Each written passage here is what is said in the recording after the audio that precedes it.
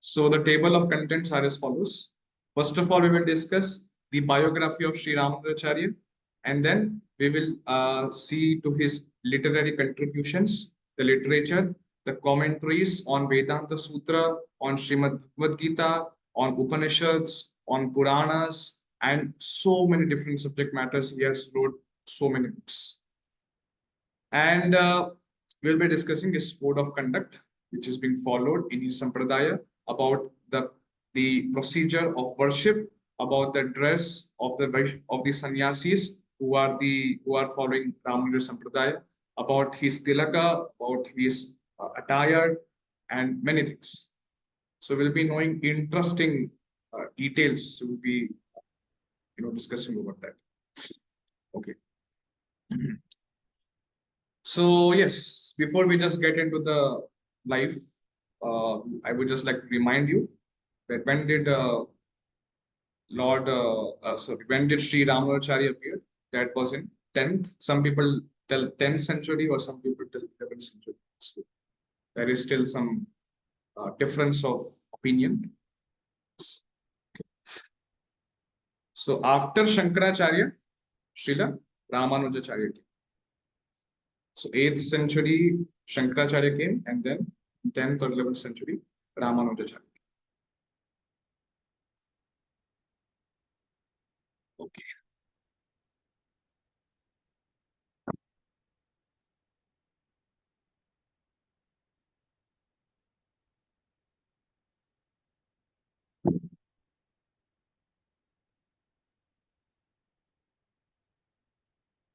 Yes. So once upon a time, there was a Dravida Brahmana.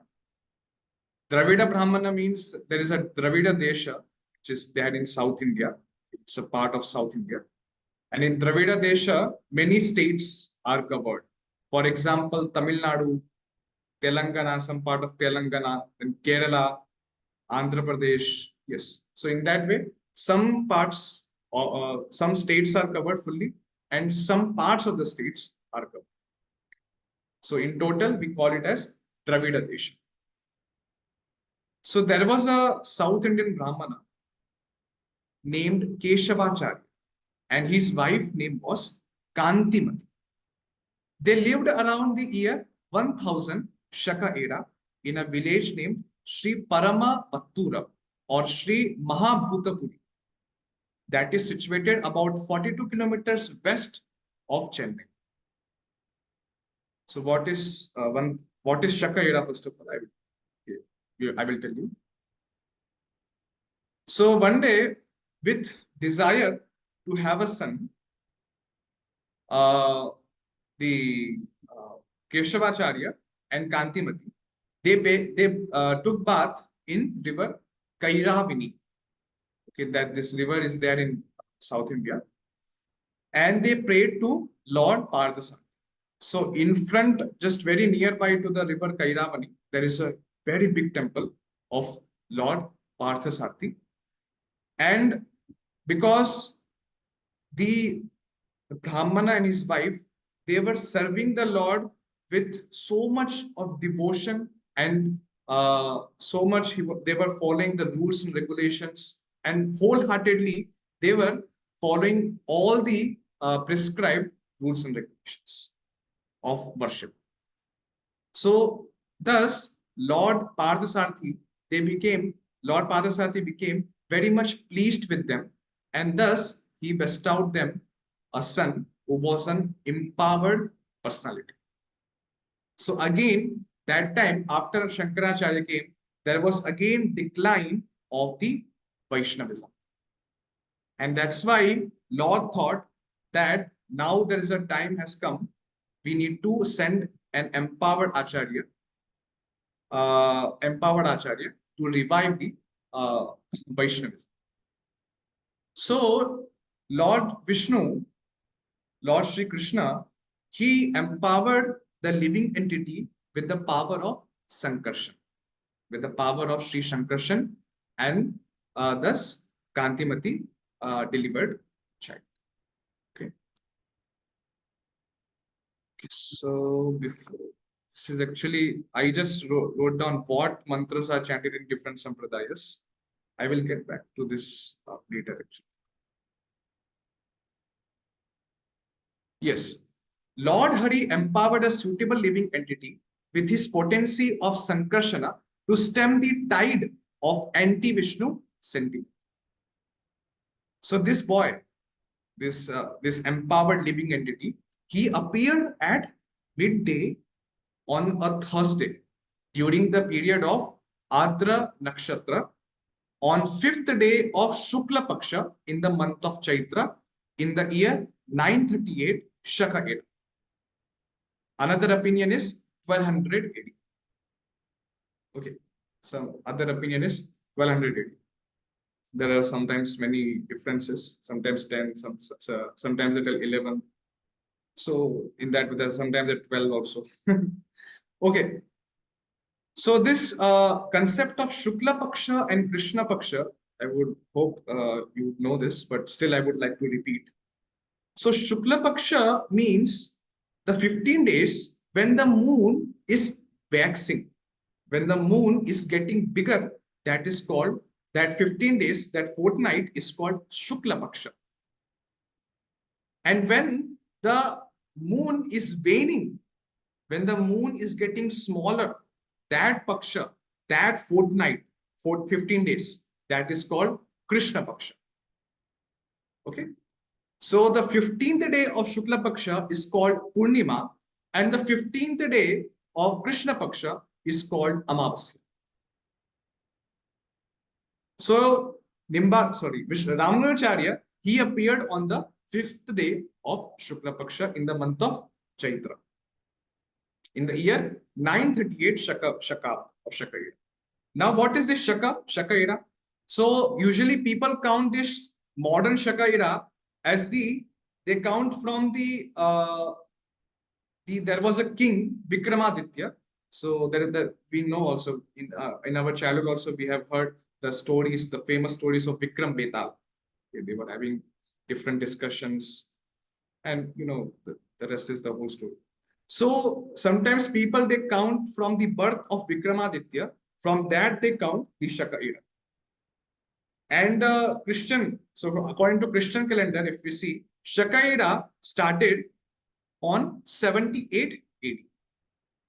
Okay, 78 AD. That means when Lord Jesus Christ took birth.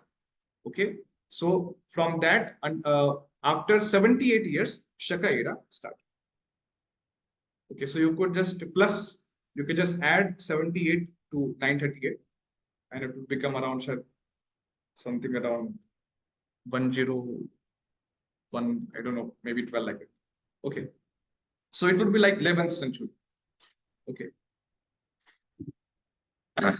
So this was the date of his appearance. Then later, there was this name giving ceremony. So what happened? Kantimati, the wife of Keshavacharya, she was the sister of Sri Shailapurna. There was a Brahmana, and he was the disciple of Sri Yamunacharya. Yamunacharya was a Brahmana of Sri Rangam. And thus, because his disciple's sister gave birth, so Yamunacharya also desired to see their child. So Sri Yamunacharya came to see the child, and by seeing the bodily symptoms of that boy, Acharya, the Yamunacharya, he named the boy as Lakshmana. Because by seeing the bodily symptoms of Lakshmana in him, Yamunacharya named the boy as Lakshmana. So this boy was none other than Ramanujacharya, and his childhood birth name was Lakshmana. Okay. Later on, the parents, Keshavacharya and his wife, they send his child Lakshmana to a Gurukula system. That was normal. All the Brahmana boys, they used to be sent to Gurukula to get training under spiritual master. So from the beginning only of his childhood, Lakshman exhibited an unprecedented genius as well as unflinching attachment for devotional service.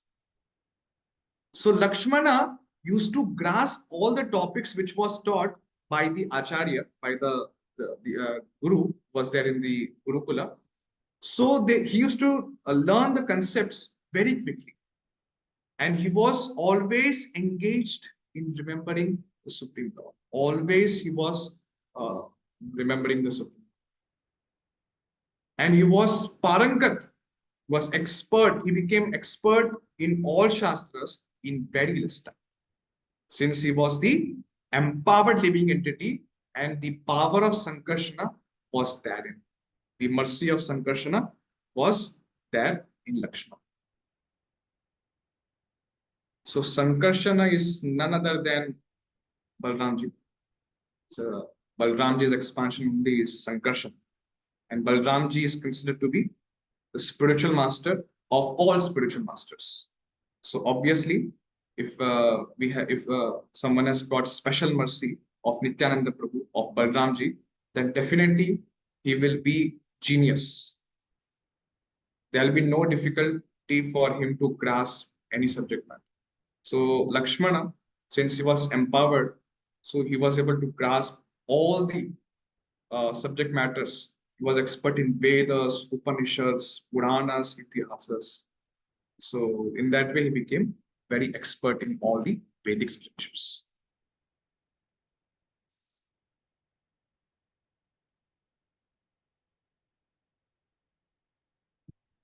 Yes.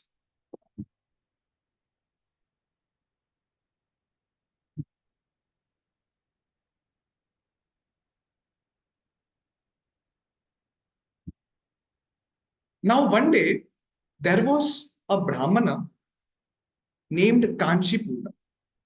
There was a Brahmana named Kanchipurna. He was an exalted devotee of Sri Varadraj.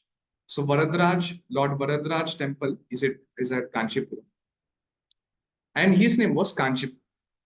This exalted soul used to travel from Punamili, his birthplace. So Punamili was the birthplace of Kanchipurna. And he used to go to Kanchipuram every day.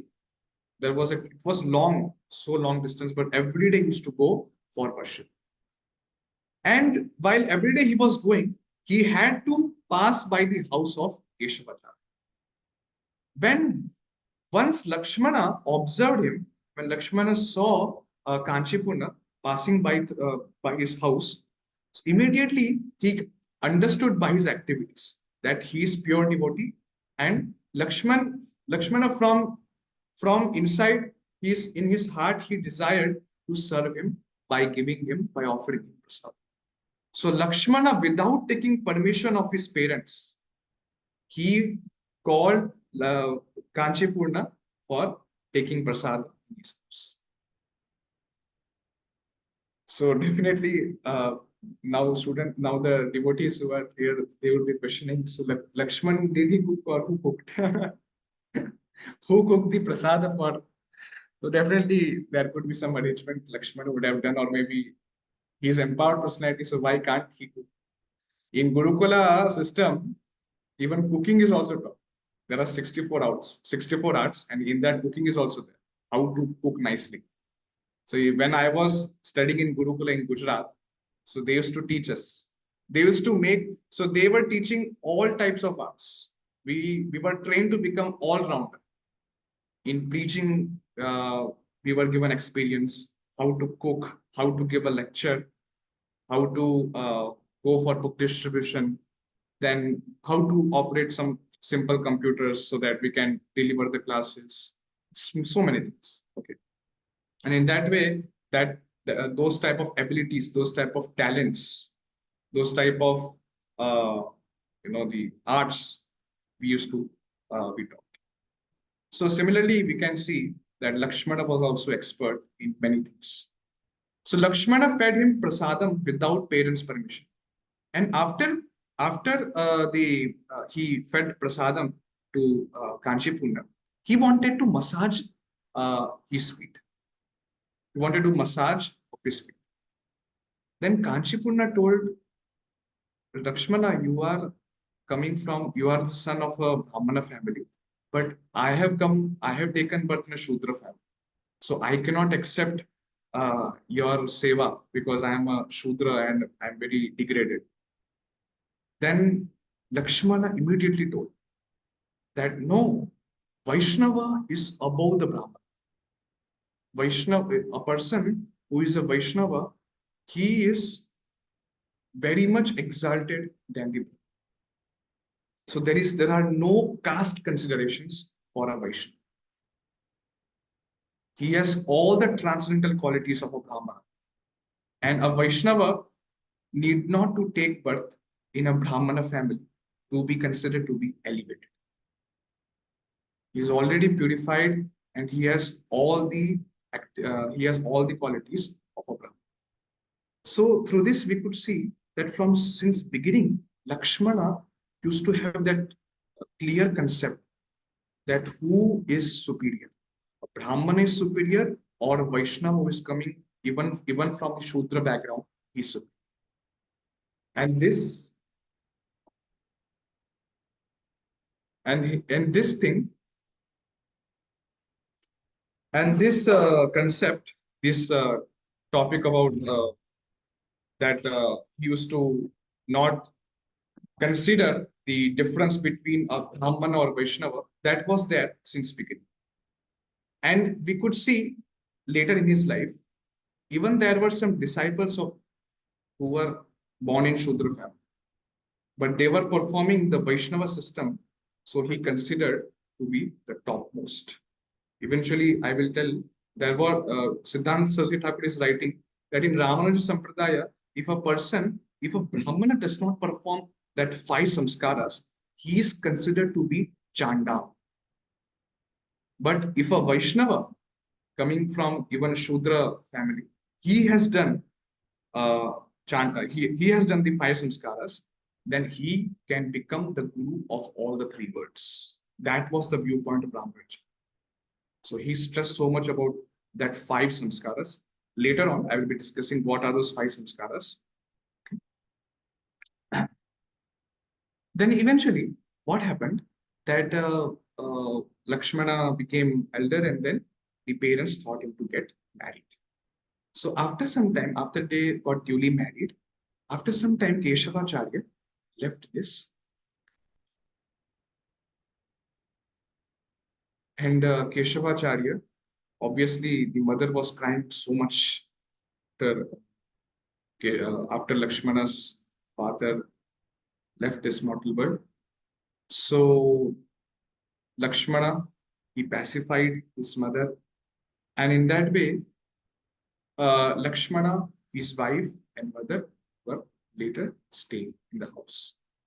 Then later on, Lakshmana got desire to study Shastras in more detail under the guidance of Yadavacharya. So there are 2 personalities. One is Yamunacharya, who came from Srirangam, and he gave the name Lakshmana to him. After the demise of his father, Lakshmana again wanted to study the scriptures more in detail. So he started studying under the guidance of Yadavacharya of Kanchipur. So try to remember these 3 names. There is Yamunacharya of Srirangam, there is Yadavacharya of Kanchipuram, and there is Kanchipurna of Kanchipuram. Kanchipurna used to visit every day for worshipping the Lord Bharatwaj. Then eventually, while Yadavacharya was teaching the Shastras to Ramanujacharya, at that time, the king of Kanchi knew that Yadavacharya is very expert in chanting the mantras.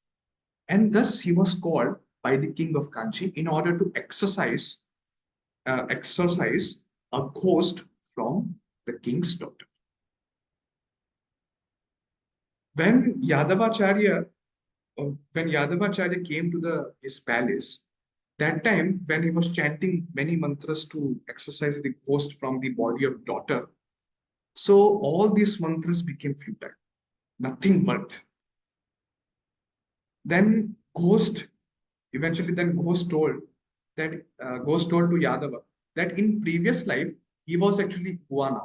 Iguana is some type of reptile who can change the color. In Hindi, we tell girgit.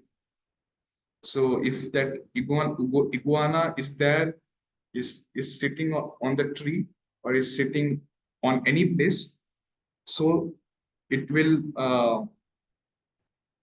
take that color. So this process is called camouflage.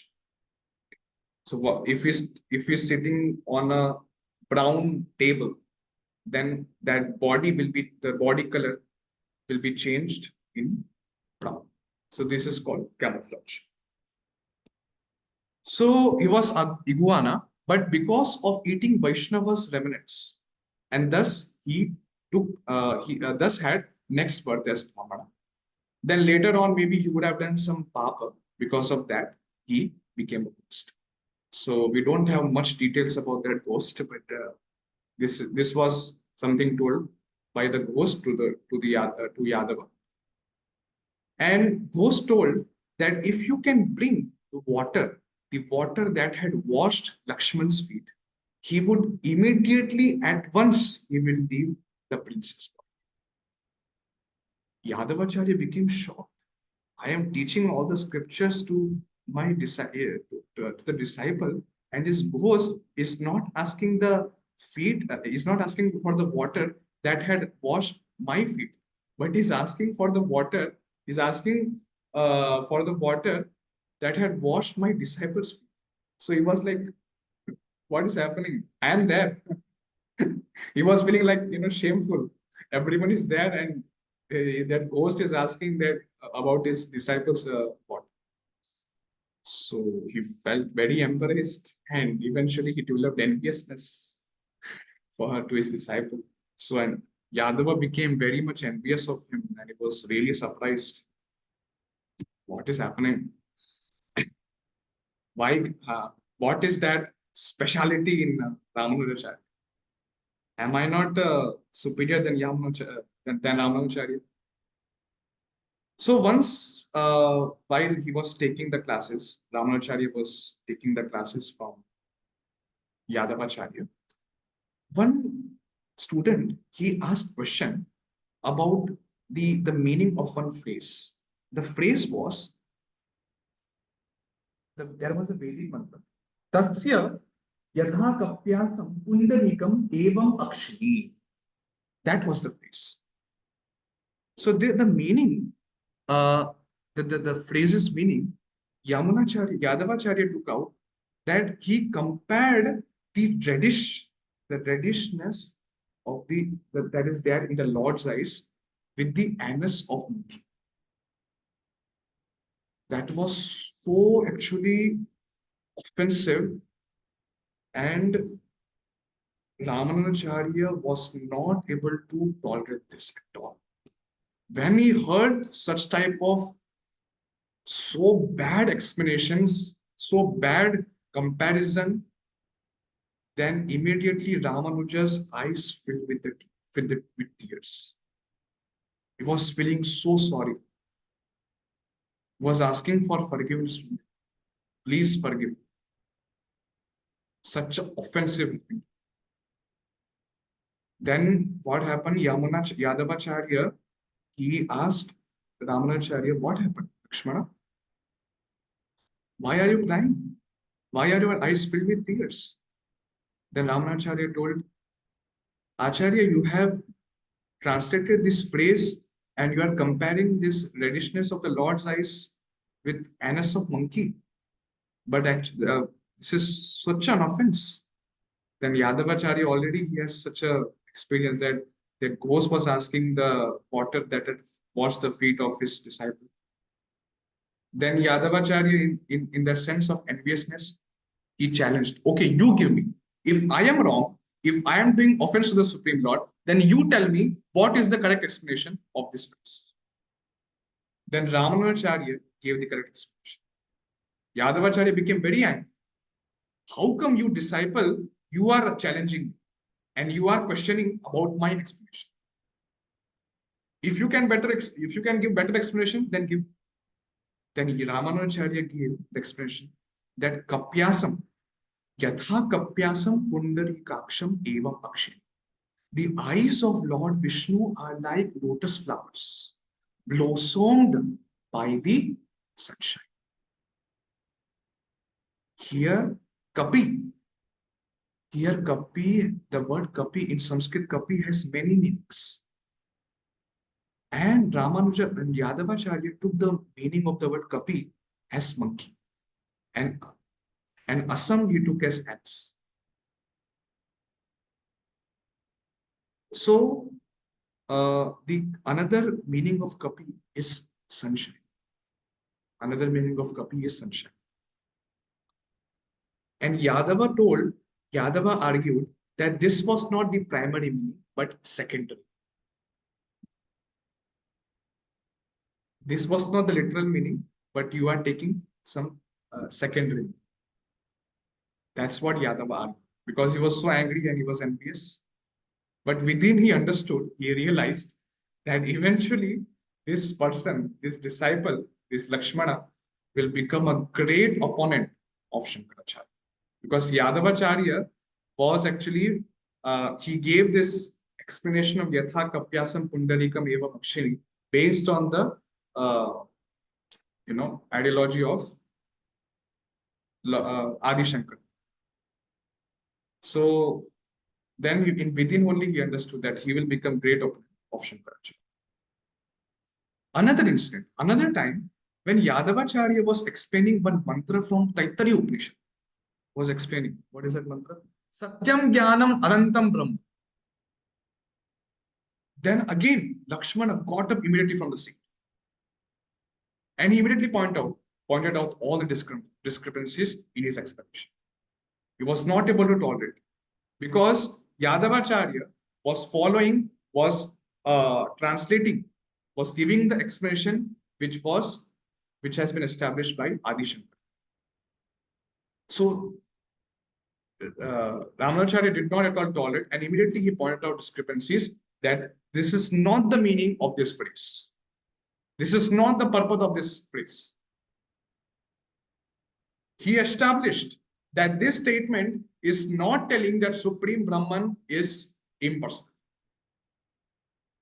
He established that. Thus, Yadava Acharya, then he planned a conspiracy to kill Lakshmana. So Yadavacharya, with his disciples, he made a plan how we can kill this disciple, this Lakshmana. Because this Lakshmana was again and again pointing out the discrepancies, and Yadavacharya was not able to tolerate because he was getting embarrassed, he was getting humiliated in front of many people, and thus he was not able to tolerate, and he came to such extent that he wanted to kill Lakshmana Deshika. So what was the plan? The plan was that Yadavacharya told to his disciples that we will go to Prayag, and there is this Triveni Sangam, confluence of 3 rivers. So there we will go and we will drown him. And in that way he will die. So Lakshmana Deshika was not at all willing to go to Prayag. He was not at all willing. But still, somehow or other, again and again, Yadavacharya pushed him and insisted him to go to Prayag.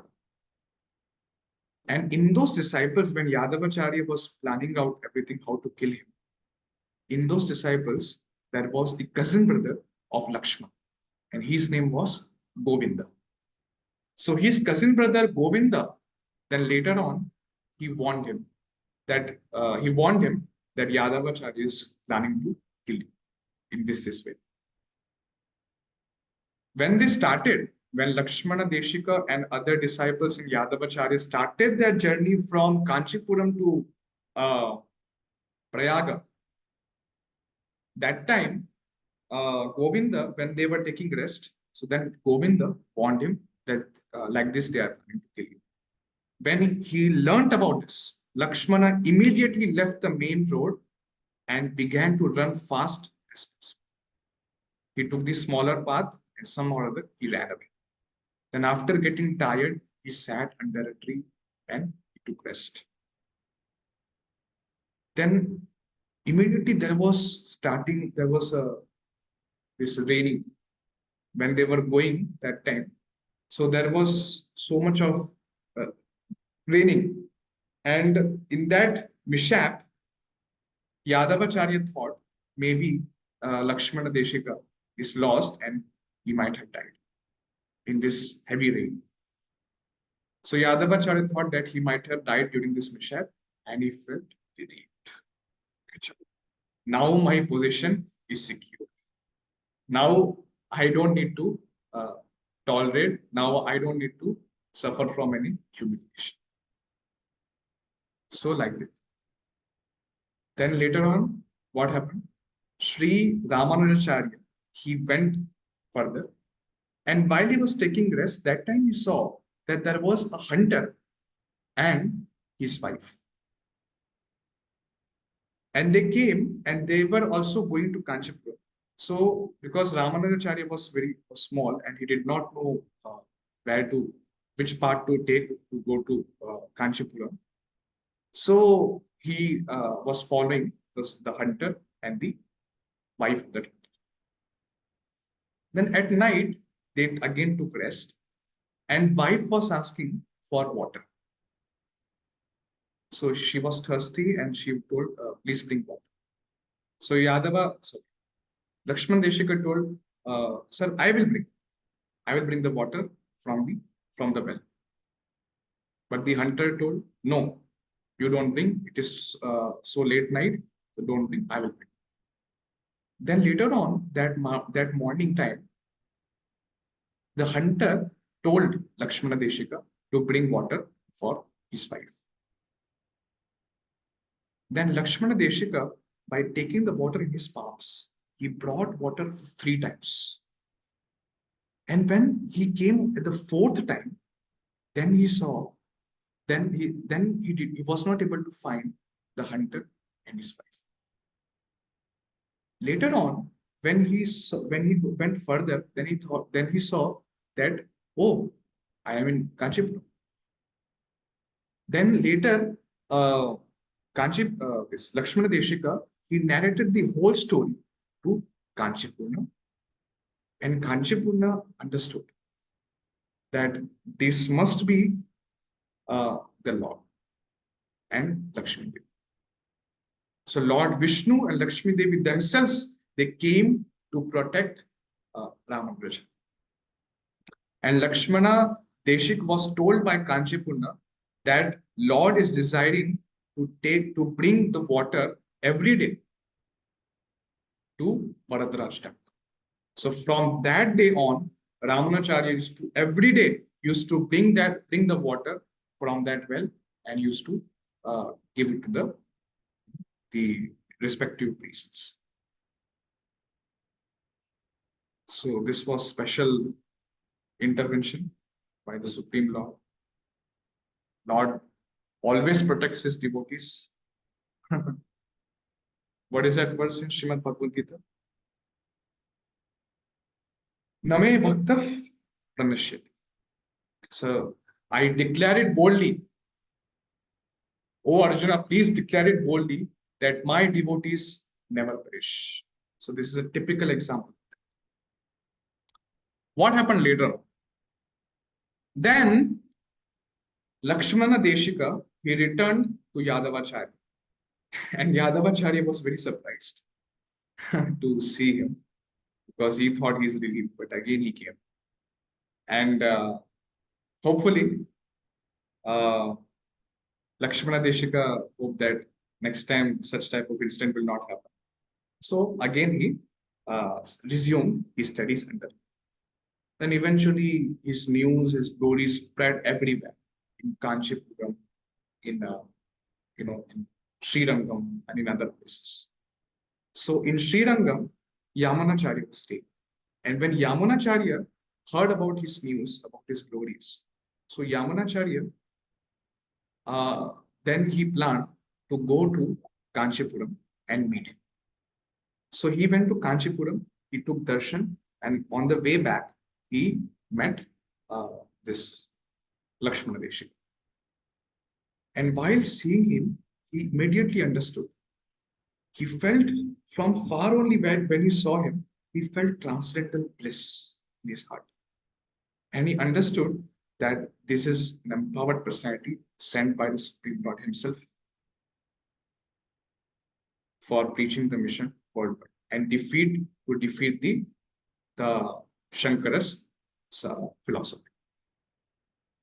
Then in that way, after teaching him some instructions to Lakshmana Deshika, Kanchi Yamunacharya, he went back to Srirangam. Then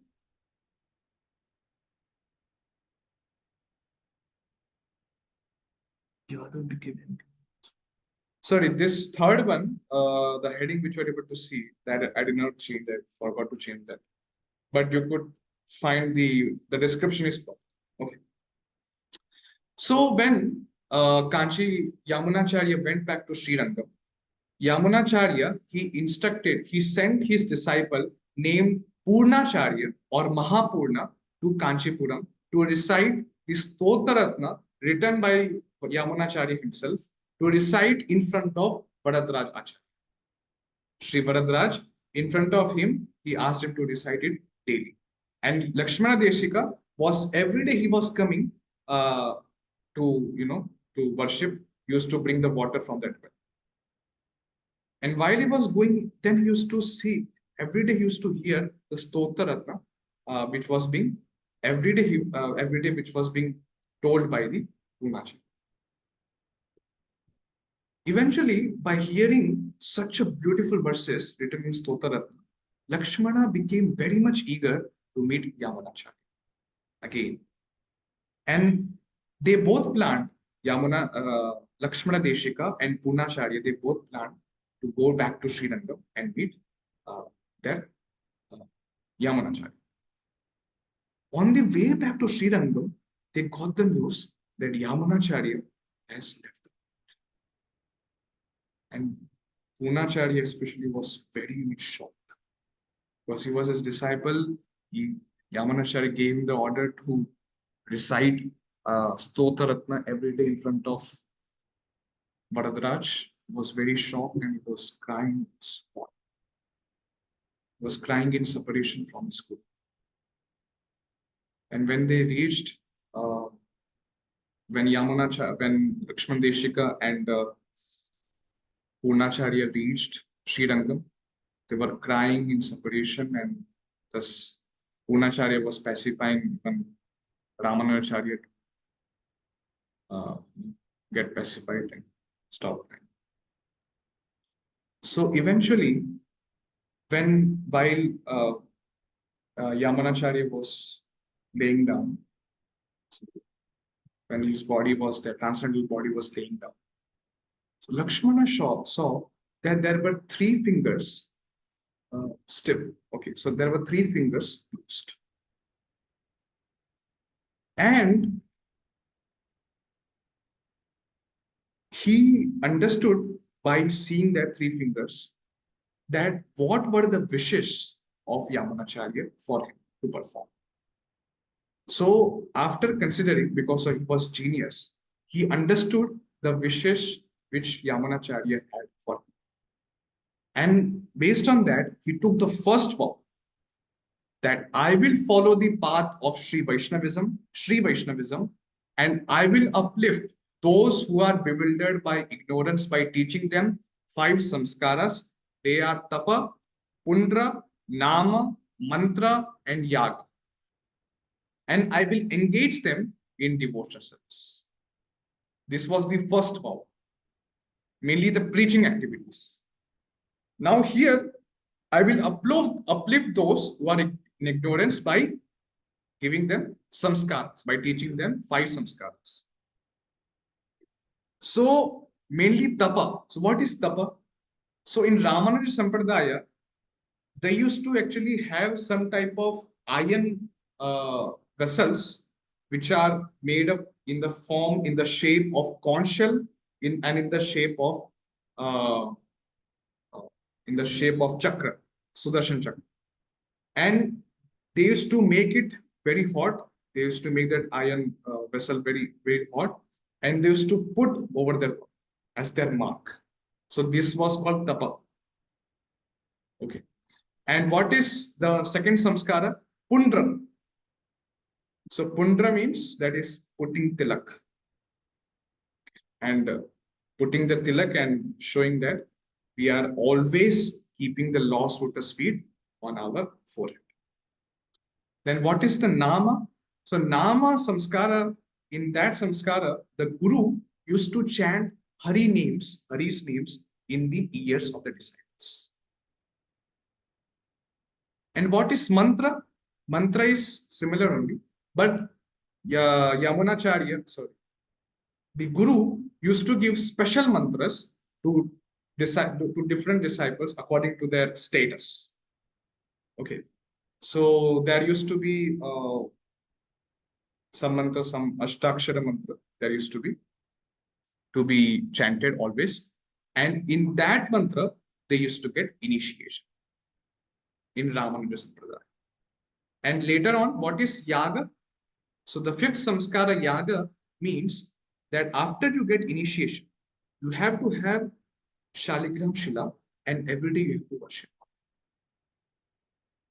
So these were the rules and regulations which have to be followed. And in that way, Ramanujacharya used to uplift all the living entities, and he used to deliver them from the ignorance by teaching them about these five samskaras. This was the first vow. What was the second vow? Then, after he told the first wish of Yamunacharya, even though apparently we could see Yamunacharya has left the world, but still the first finger went up. And then Lakshmana Deshika, he understood the second wish. I will compose a commentary on Sri Vedanta Sutra known as Sri Bhashya after collecting all the necessary evidence. This was his second vow. After he told that, then slowly second finger also opened. Then again, Yamunacharya, as he understood the third mission of the third wish of Yamunacharya, that is, I will compile a dictionary based on the foremost Purana that describes the nature and characteristics of Supreme Personality of Godhead and living entities, which was actually written by great Parashar. Here, Parashar Bhatta is not, we are not talking about the Parashar who is the father of Vyasa. No, no, no. So, Lakshmana Deshika was having the desire to give tribute to Veda Vyasa, was having that ichha to give the tribute to Veda Vyasa. And in that, he gave the tribute to Veda Vyasa by giving his name to his disciple. So his disciple, by giving Veda Vyasa's name, by giving Parashar Bhatta's name, by giving another Alvar's name. So in that way, three personalities were there, and he wanted to give tribute to these three personalities. And with the same names of those three personalities, with the same names, there were disciples of Ramanuja. And among them, one disciple, his name is Parashar Bhatta. So he only compiled a dictionary based on the foremost Purana that describes the nature and characteristics of Supreme Personality of Godhead and living entities. And this book is known as Ashtashtoki. So in that way, third vow was also complete. Okay. Now there are so many pastimes from the book. So actually it is like, now it is 8:25 already. And in this book of Bhaktisiddhanta Saraswati Thakur. So he has written many pastimes of Ramanujacharya, but for to read out all of them and to narrate all of the stories, we need another one hour, which is not possible in today's session. But I have taken the photos of this book and I have compiled the PDF. So either we could discuss those pastimes in another extra session, or else I can maybe send that PDF file, or uh, or else I can send the PDF file in the WhatsApp group. So whenever you get time, you could read those pastimes. Please send the PDF file to me. Yes, yes, I will send that PDF.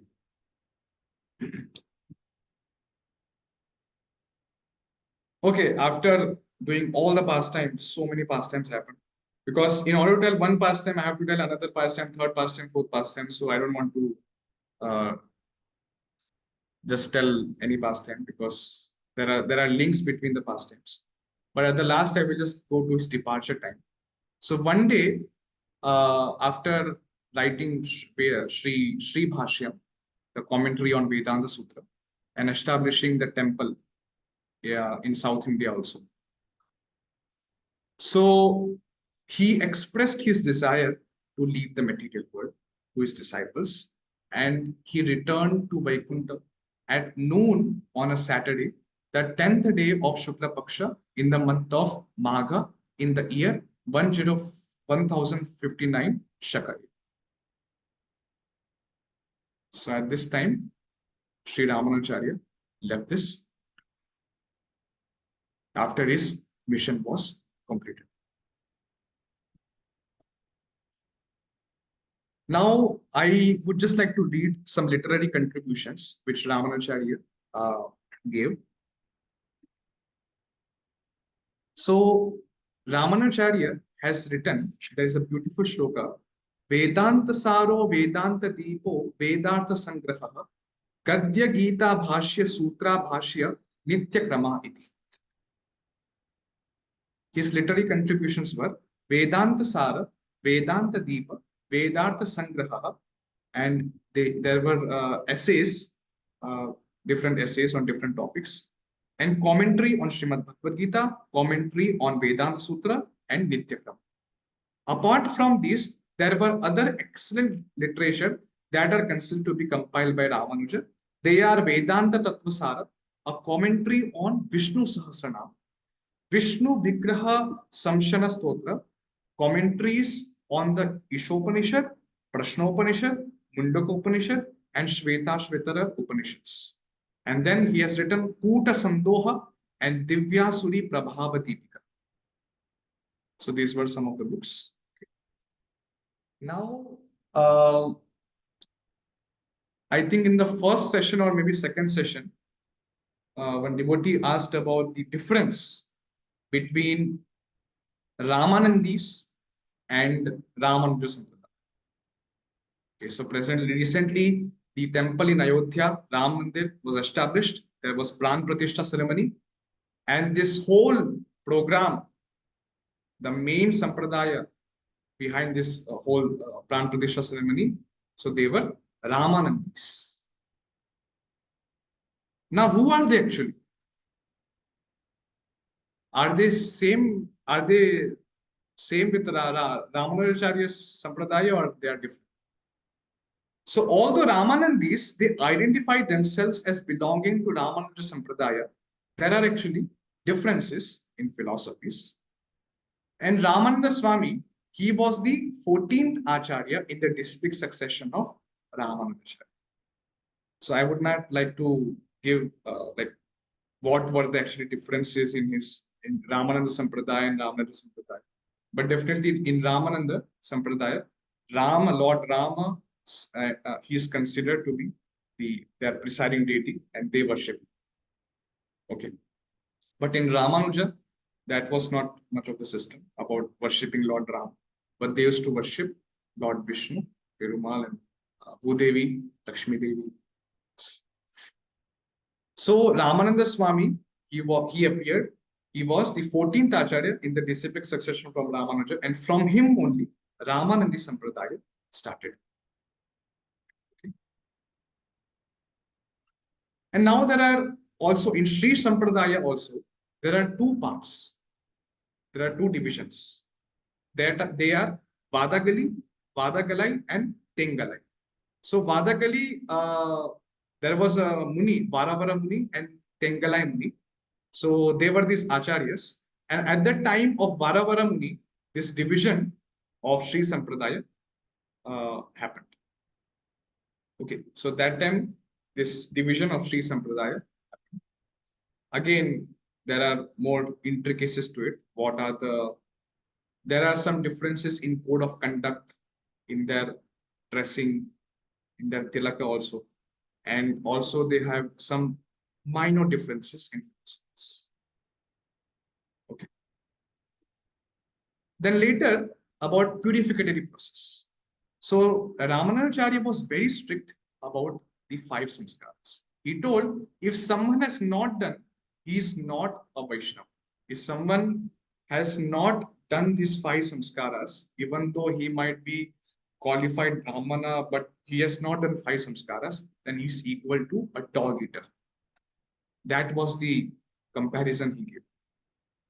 But on the other hand, a Vaishnava who is purified by that five samskaras, even though he's from an outcast society, but he is capable of purifying the three worlds. This was the viewpoint of Ramanujacharya.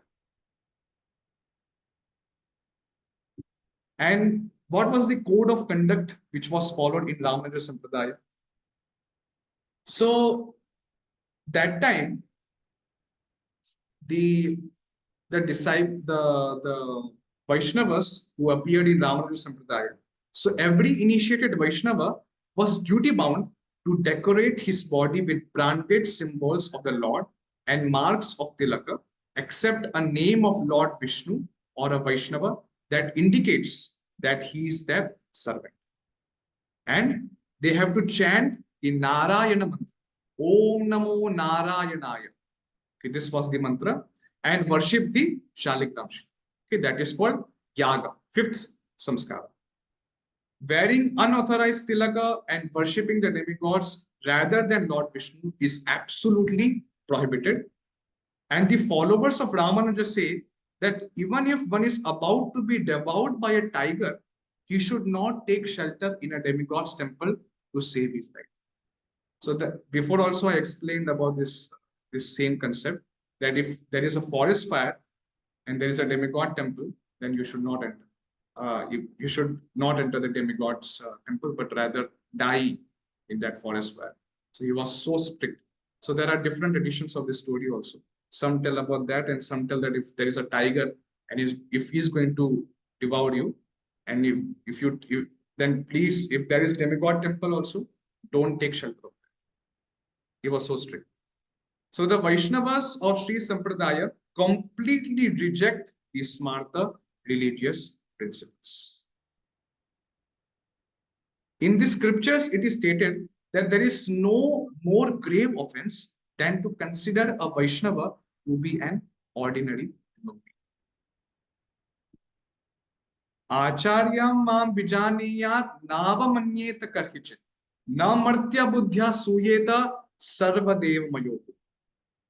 Same thing. Those who consider the spiritual master and the Vaishnavas as belonging to a particular caste will certainly traverse the path to hell. Naraki buddhi saha. There is a big, huge shloka, so big shloka, in which it is stated, Arche Vishnu Shiladhir Narashunaramati, very big shloka. And in that it is stated that if a person he is identifying a Vaishnava's body with some particular caste, then he has Naraki intelligence, hellish intelligence, and is definitely going to hell. So from the manner in which Sri Ramanuja's spiritual master, Sri Yamunacharya, even though he had appeared in a prestigious Brahmana family, Yamunacharya, he showed great respect to Sri Shatakopadas. There was a disciple, I think. No. Disciple, no. I think only another devotee. Yes, to Sri Shatakopadas, who was born in a Shudra family.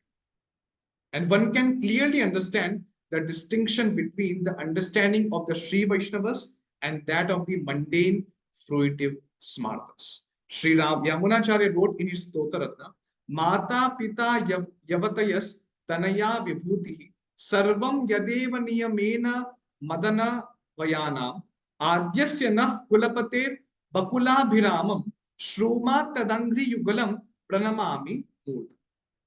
I offer my respectful obeisances unto the lotus feet of our family spiritual master and Acharya, Sri Bakulabhir Rama. His lotus feet are the only asset of all my descendants and disciples.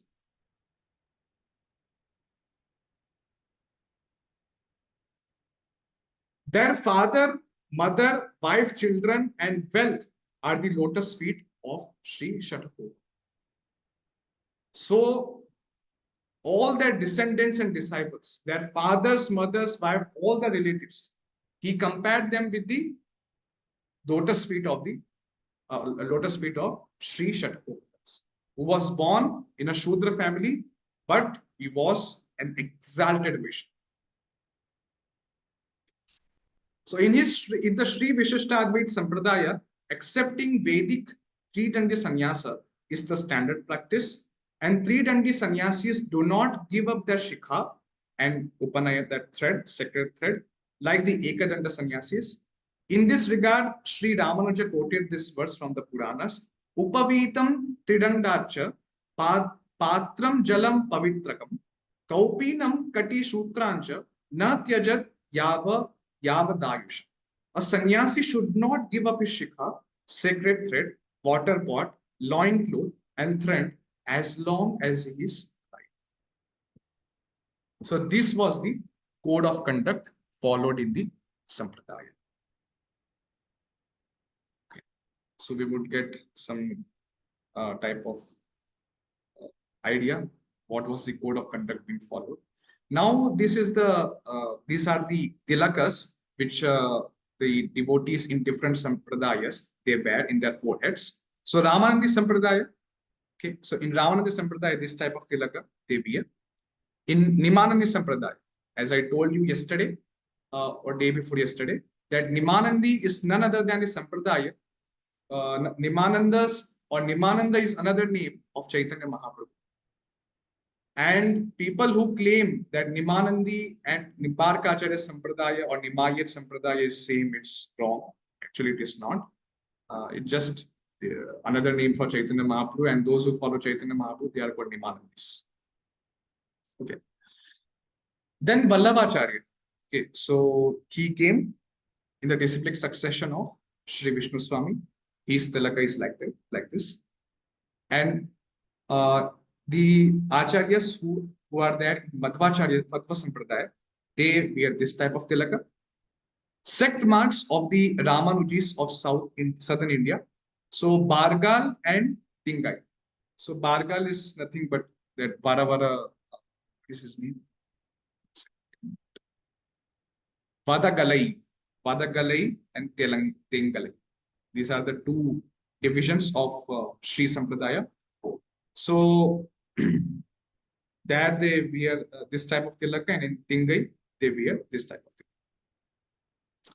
Again, in Shivite sect they wear this, and Kabir Panthi is another sect, and Shakta, who consider Shakti to be ultimate and independent personality. So they wear this type of tilaka. Okay, and there are others, Bendiwale, Chaturbhuji, but we will not discuss about. Now, before we conclude the class, I would just like to tell which mantras are chanted in what mantras are chanted in which sampradaya. Yes. So in Nimbarka Sampradaya, I did some little bit of research from authentic sources. So definitely in Nimbarka Sampradaya, there are many mantras actually, many mantras. But the main mantra which they follow, that is Yugala mantra.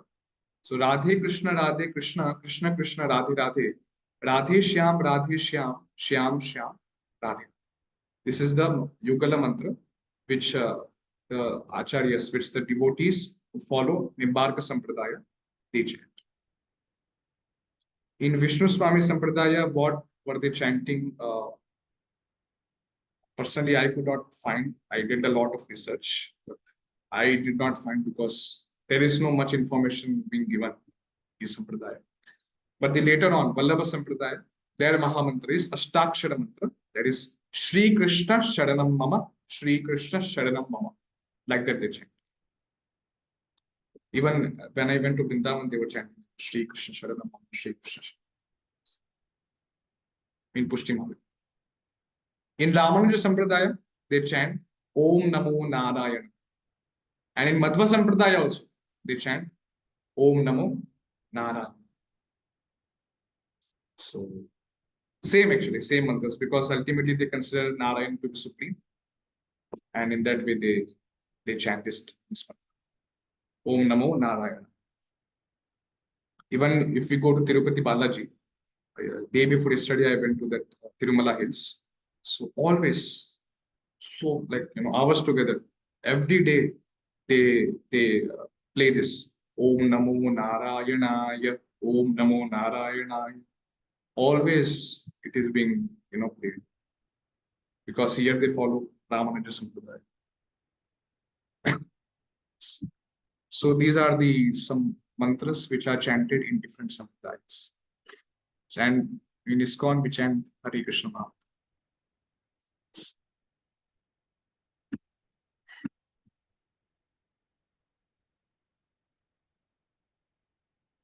Yes, in the next class, we will be mainly discussing about his Siddhanta, his philosophical concept, what did he preach, uh,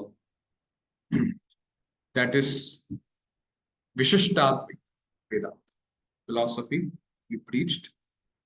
So in the next class, we will be discussing, and I will share the PDF of the file wherein all the pastimes of Ramanujacharya are being given. In that way, I would like to conclude the class here. Yes, Archana Mataji, you have a question? Hare Krishna Prabhu, thank you for your nice class. I was wanting to know how is it that if Kanchipura was born as a Shudra, he was allowed to worship Varadaraj in the temple? Worship means Mataji not as a like main, not as a main what you tell pujari type, but he used to worship with his own like with his own ingredients. But definitely, presently also, if we go to the Sampradaya, they immediately ask, "Are you from Brahmana caste?" So based on this based on this Mataji, we can take out this type of conclusion that he was not allowed directly to worship Bharadwaj Acharya, but he was there below only. He was not going very near to the Lord, but from far only used to, with his ingredients, used to worship. If there Okay, could be some because I special, heard that Varadaraj used to speak to him. yes, maybe yeah. So But I thought he was. but pujaris, if they allowed that details, Mataji, I'm not sure if pujaris used to allow him. I heard he had the service of fanning the Lord. Oh, used to. Then there could be Mataji.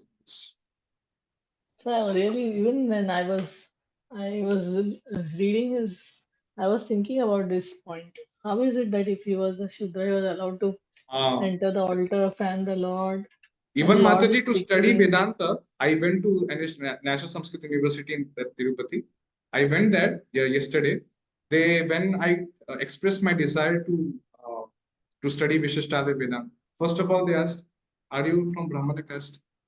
Then I told, "Yes, I'm. My family background is from Brahman." So then, okay, then you can study. Otherwise, it would be so strict actually. You have to be Brahmana, then only you can study our tradition. Yes, yes.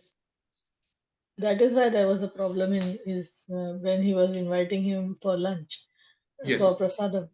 So Yeah. there was a problem because they didn't consider him as a Brahmana. Brahman. But if he was not a Brahmana, then how he was allowed? That was my question. I Uh, always wanted to ask this. I oh, never understood it. Why I that he never, was, I did if he not was, know that detail. Yes.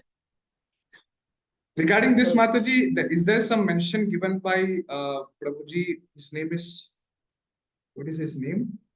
Vishwakarma Prabhu. I think Vishwakarma Prabhu. He has written the book on the life of Ramanacharya. No, or maybe Purna Pragya Prabhu has written it. So he has written the life of Ramanacharya. In that, maybe I have to see if he has mentioned the details of yeah, Kanchi. because I have read many books, but and I saw the movies and on Ramanujacharya there are a couple of movies, very good, very nice movies. Very nice. Yes, yes. Yeah, There was one very famous movie actually on Ramanacharya's life. yeah. But nowhere is mention of how is it that this Kanchipurna was allowed to worship the Lord and he was considered as a not a Brahmana. I was like, Yeah. was True, very Mataji. always, and Lord Vadaraj used to speak to him, tell him Yes. what he wanted and all. So it was like very strange. I wanted to always ask the question. Thank Maybe you, Prabhu. Mataji, I could do some more research because I'm in Tirupati. So here there are very exalted Brahmanas who are adherent followers of Ramanuja Sampradaya. So Yeah, those Prabhu, are please, if you very find out and if you ask and if you let me know, I'll be very grateful. Thank you, Prabhu. it would be known. Hare Hare Krishna. Yes, Sanyukta Mataji. Hare Krishna, Prabhu. Prabhu, Hare. did you tell, I mean, that five samskaras which Ramanujacharya was stressing, Yes. did you tell that, Prabhu? I don't remember hearing that point, or you'll tell in next class. No, Mataji, I explained You, about those you- five samskaras. What are them? What are those? So Prabhu, can first of you all, revise? yes. So when Yamunacharya left the mortal world, so he closed the three fingers, and Ramanacharya he understood the wish of Yamunacharya. So the first vow he took that he will follow the path of Sri Vaishnavism, will uplift those who are ruled by ignorance by teaching them five samskaras. Now they are tapa, pundra, nama, mantra, and yaga. So one by one I will explain. Tapa, what is the meaning of tapa? In this samskara, they used to have some iron vessels, mother. There was some iron vessels, which was shaped in the form of shankha and in the shape of the form of chakra. And they used to make it hot, that iron vessel, they used to make it hot, and they used to put that iron over their bodies so that for that like that mark, that type of mark in their bodies for eternal. Where for how much ever time they have these bodies, so eternally that imprint, that signs of Shankha and Chakra should be there. So this is the ceremony samskar of tapa or austerity. Second samskara is called pundra. Pundra means that they used to apply the tilaka. Okay. So in even ISKCON also we apply tilaka, and these two sticks like we apply, so they are considered to be the lotus feet of the Supreme Lord. In the similar way, in Ramanuja Sampradaya also, they used to consider it as the lotus feet of the Supreme. Then next ceremony, the third samskara was called Nama.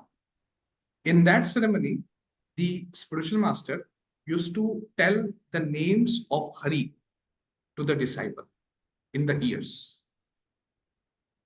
So exactly what names, there could be some, maybe Hari Hari they used to tell, or some different names of Hari. But they used to tell the names of Hari to the disciple to establish a personal relationship with the disciple, a unique relationship with the disciple. Even though we are hearing Hari Hari, but still, when we take initiation, when we take that Hare Krishna Mahamantra, when we are initiated in the Hare Krishna Mahamantra, then that unique relationship with the spiritual master is established. Next is mantra. So The mantra which I told, the Narayana mantra, that we have to chant Om Namo Narayana. Narayana. Yes, this mantra, Ramanuja Sampradaya Acharyas, the people, they used to chant. They used to chant. And this mantra also, again, they were getting initiated in this mantra. So the Acharya used to tell this mantra in their ears. And after that, they will be having the beats and they will chant that mantra according to the rules and regulations. And at last, after they have got holy name, now their service is what? What is the service? Yaga. Yaga or sacrifice. So in Yaga, they used to follow all the procedure, the rules and regulations which are being given in their Shastras or in on how to worship Shaligram Shila. So every disciple used to have a Shaligram Shila of their own, and they used to worship according to the code of conduct of the codes of worship, whatever is given in the scriptures. So these are called the 5 samskaras, and whoever are initiated, whoever they are performing these 5 samskaras, so they will only be considered Vaishnava. They will only be considered a Sri Vaishnava person.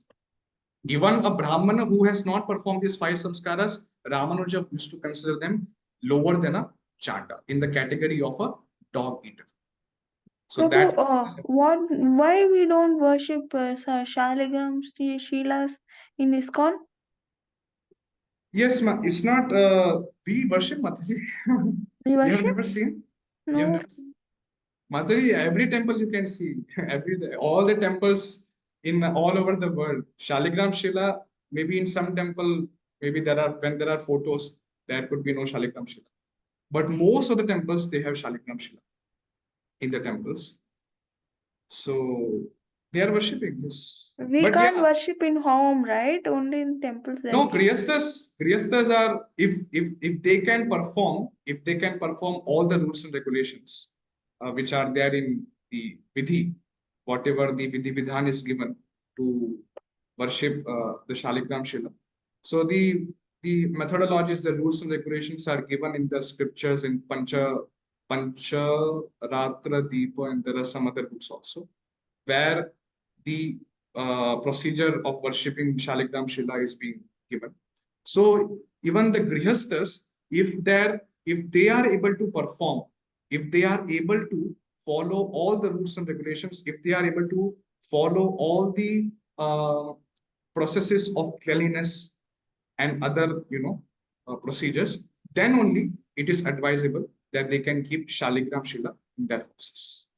And If also you are not able to, Shaligram Shila will be it will be gifted only by someone. We can't buy it from shop, Prabhu. you can get from you can get from some other like place. In Nepal, there is a place where you could get Shaligram, but not like from shop. It is better that from shop, if that stone is there, if it is not authorized and they are selling just for commercial purpose, then better to not take from any shop. But maybe you could uh, you know you could ask some senior Vaishnavas who know from where to buy. But everything should happen under the guidance of the spiritual master. If you want to worship Shaligram Shila, first consult your spiritual master, first consult your Siksha Guru. Prabhuji, I want to worship Shaligram Shila. Can I worship Shaligram Shila? Am I eligible to perform? Do you think I am fit to perform worship? So in that, this is the procedure to worship Shaligram. We have to consult the spiritual master. Yes. Prabhu, this tapa was very, very hard, Prabhu. How can they put the print of the thing on the Iron. skin? Yeah. Iron hot. What is the real reason for that, Prabhu? Such a hard. Reason main like is so much of details. I don't have much knowledge, but definitely they have that samskara that for some time only, for some seconds they will be feeling that that pain, that very much they will feel heat in their bodies, but after some time that wound will be healed. So, but this was compulsory at that time. Still, I have seen the sannyasis who are there in Ramanuja Sampradaya. You can see they have that. But Everyone, Prabhu, everyone actually, yeah, maybe not only those not who have only taken sannyasis, Diksha. everyone who takes diksha, even now they have, it's called branding, like branding their bodies with, Yes, it's a small chakra and small shanku like that. yes, It's made out of iron, and yes. they just heat it and just put it on Put it. their shoulders. Yeah. Yes, yes. So then after that, one mark is formed, like how when you get Ha, in a there will be you clotting. one mark is formed, right? Like that. It's permanent mark. Yes, ma'am. It's like So a you are permanently branded. Like people do tattoos and all, no? Like that. yes, yes. This is a traditional way to do tattoo. Traditional tattoos. So they do it when they've grown up or small age only? Grown up. There, When they take initiation. yeah, Okay. there would be some like eligibility criteria, Okay. and they will become, like they will become adult, and at the right point of time, when he has become mature, then they will get initiation. Thank God we don't have in ISKCON that tapa. It's very painful.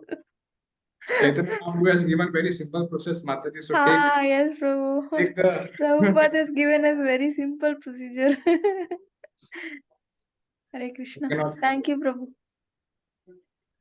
Prabhu, I had one question, Prabhu. Yes. You said about the Yamunacharya, he was uncle of Ramanujacharya, that means he's a brother of his mother or something. You No, no, no. said, He no, was in not uncle, Mataji. His disciple sister. no, no. What you're telling? Oh, His disciple disciple's sister was Kantimati, and his son was Keshava. Sorry, Lakshman Deshik. okay. Not Yes. his sister. There was no Disciple blood relationship with Lakshmana Deshika and Yamunacharya. sister of Sri Shaila Purna, disciple of Yamunacharya. Okay. Ah, Sister of Shaila Purna. Okay. yes. Thank you. So we will conclude the class here. Om Pancha Kalpatarubhyascha Kripa Sindhubhya Eva cha Patitanam Pavanebhyo Vaishnavebhyo. Srila Prabhupada ki jai. Sri Jai. Ramanujacharya ki jai. Jai. Thank you very much. Thank you. Hare Krishna. Thank you. Hare Krishna, Prabhu.